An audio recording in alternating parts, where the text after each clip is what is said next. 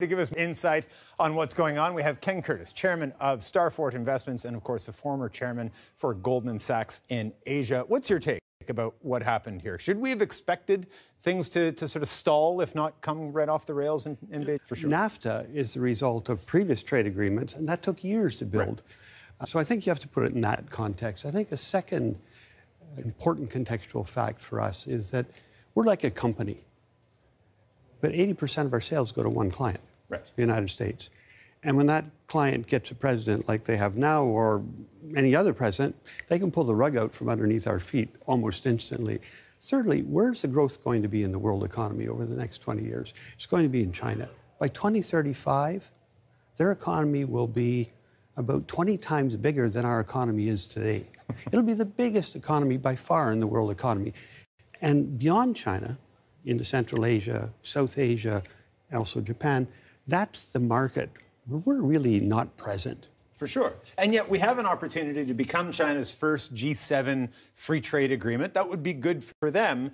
Is there a sense you talk about when we have a president like we have in the United States on trade deals like NAFTA for Canada? Is there a sense that Trudeau needed to make sure that he showed them that he wasn't coming to this from a weakened position, that Canada wasn't sort of desperate for a deal with China because NAFTA is coming off the rails a bit? The truth of this is, if you go back to 2012, when the countries first started talking about free trade, the Harper government killed it. Right. But the instructions, I think, to the Canadian diplomats was, you can't ask for it, get the Chinese to ask for it, which they very cleverly did. We were on the back foot. If you take the numbers, 1995, their economy was roughly the same size as ours. Right. We are really important to them then. We were the go-to player on a lot of things. We had access permanently to the top. Today, everyone wants to do a deal with China. There are hundreds of politicians in Beijing every month. So it's harder for us today. There's more competition. Yes, it's a G7 country that's done a deal. Australia's done a deal. Right. New Zealand's done a deal. The Europeans are in negotiations. So we've got to work harder. Plus, we want a deal that's a little bit different than some of the other deals. Right. We want it to include environment, which the Chinese are in agreement on, labor rights, which is going to be much more difficult, and gender rights. Right. So, like with the U.S., they've refused these three things to negotiate on them. The Chinese are going to take some convincing as well. Should Canada be concerned? Because if you look around right now, you've got NAFTA. Those talks are not going particularly well.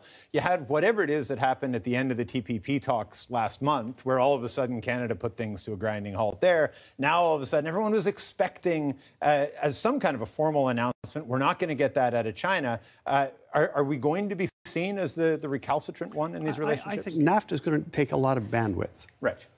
TPP, we came into that late because the Harper people didn't sort of like it at first.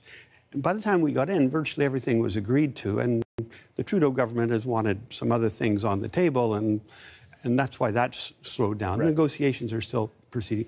China's going to take also a lot of bandwidth. I don't know if we can do all three at once. So the priority at the moment has to be completing NAFTA, getting this one with the Chinese launched, and then closing on TPP. We've been waiting for the global economy to really sort of kick in. It feels like it's in a pretty synchronized gear right now.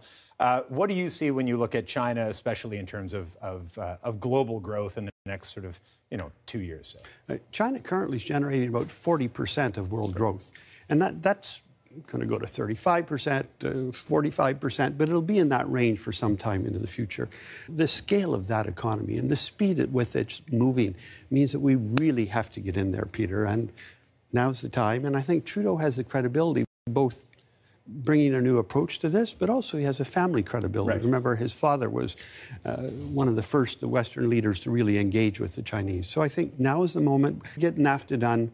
TPP will be wrapped up, and then it'll be full court press on China.